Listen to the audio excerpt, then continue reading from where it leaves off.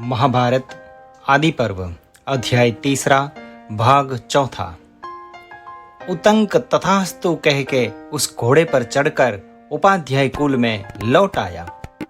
इधर उपाध्यायिनी स्नान करके बैठकर केश साफ कर रही हुई उतंक अभी तक नहीं आया, यह सोचकर शाप देने का विचार कर रही थी। इनमें से ही उतंक ने प्रवेश करके उस उपाध्यायिनी को प्रणाम किया और उसे दोनों कुंडल दे दिए।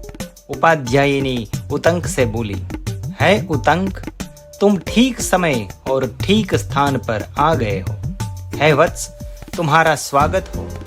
अच्छा हुआ कि मैंने निरपराधी तुमको शाप नहीं दिया। अब तुम्हारे मंगल का अवसर आ पहुंचा, तुम सिद्ध लाभ करो। इसके बाद उतंक ने अध्यापक को प्रणाम किया।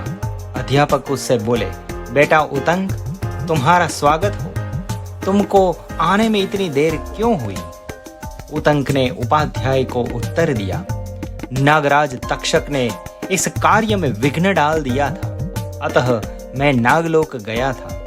वहां मैंने खड़ी पर चढ़ाकर कपड़ा बुनते हुए 2 स्त्रियों को देखा। उन खड़ी में सफेद और काले 2 रंग के सूत थे। वह क्या थे? वहां मैंने 12 आरे वाले एक पहिया देखा। 6 कुमार इस चक्र को घुमा रहे थे। वह भी क्या था? एक पुरुष को भी मैंने देखा। वह कौन था? बड़े भारी एक घोड़े को देखा। वह भी कौन था? पथ में जाते हुए मैंने एक बैल को देखा। उस पर एक पुरुष चढ़ा हुआ था। उसने विनय पूर्वक मुझसे कहा, है उतंक, तुम इस बैल का गोबर खा लो। पहले तुम्हारे उपाध्याय ने भी खाया था। मैंने उसका वचन सुनकर उस बैल का गोबर खा लिया। वह सब क्या था? यह सब आपके मुंह से सुनना चाहता हूँ। उतंक के यह प्रश्न पूछने पर अध्यापक बोले, है उतंक, तुमने जिन 2 स्त्रियों को देखा वे धाता और विधाता थी। जिन सफेद और काले धागों को देखा वे सब दिन और रात थे। जिस चक्र को देखा वह वर्ष था। जिन 6 कुमारों को उस 12 आरे वाले चक्र को घुमाते देखा वे 6 ऋतु। जिस पुरुष को देखा वह मेघ था। जिस अश्व को देखा वह अग्नि था। पथ में जाते हुए जिस बैल को तुमने देखा वह नागराज ऐरावत था। उस पर जो पुरुष चढ़ा हुआ था वह इंद्र था। और तुमने जो उस बैल का गोबर खाया वह अमृत था। उसी अमृत को खाने के कारण तुम नागलोक में जाने पर भी नष्ट नहीं हुए। वही इंद्र मेरा मित्र है। उसी इंद्र की कृपा से कुंडल लेकर लौटकर आ सके हो। अतः अब है सुशील, अब तुम अपने घर जाओ।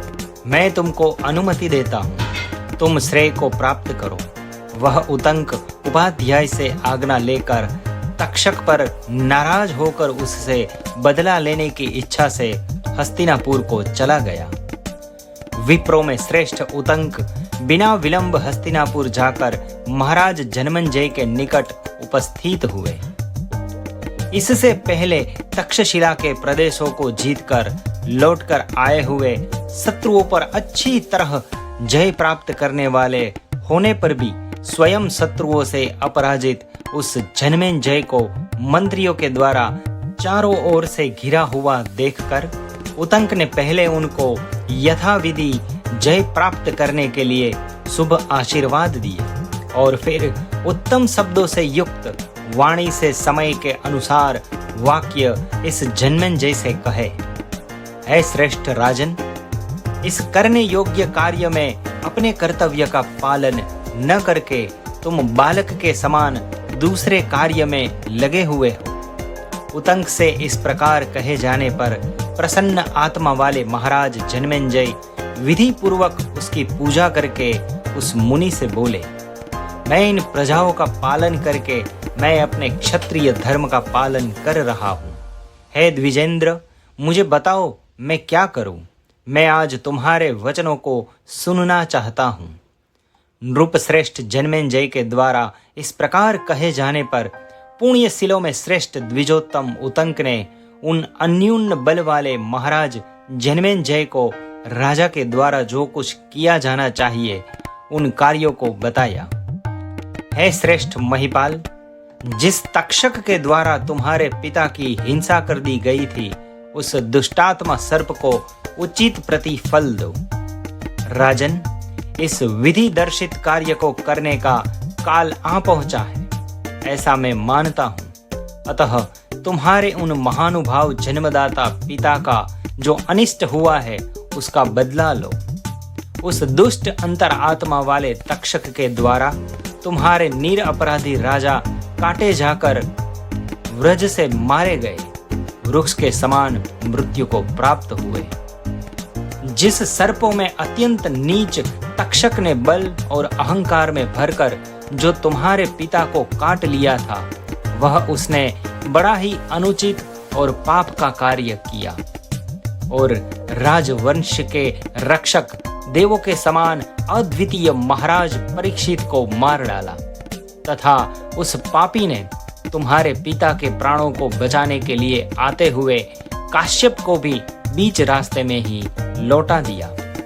है महाराज, सर्प यज्ञ का अनुष्ठान कर प्रज्वलित अग्नि से उस पापात्मा को तुम जला सकते हो, अतः तुम शीघ्र उसका अनुष्ठान करो। ऐसा करने से है राजन, अपने पिता का बदला तुम ले लोगे और पिता के ऋण से तुम उद्वर्ग हो जाओगे और मेरा भी अति प्रिय कार्य पूर्ण हो जाएगा। है निष्पाप महाराज पृथ्वीनाथ, मैं गुरु के लिए धन लाने गया था, तब उस दुरात्मा ने मेरे इस कर्म में बड़ा विघ्न डाला था। तक्षक की यह बात सुनकर महाराज जन्मेंजय बहुत क्रोधित हुए और जिस प्रकार ध्रुत से अग्नि जल उठती है, वैसे ही उतंक के वाक्य रूपी ध्रुत से उनकी क्रोध रूपी अग्नि जल उठी। तब अति दुखित होकर राजा ने उतंक के समान ही अपने मंत्रियों से पिता के परलोक सिधारने का वृत्तांत पूछा। जब राजा ने उतंक से पिता की मृत्यु का वृत्तांत सुना तो नृपश्रेष्ठ जन्मेंजय दुख और शोक से विफल हो गए। इस प्रकार महाभारत के आदि पर्व में तीसरा अध्याय और पौष्य पर्व समाप्त हुआ।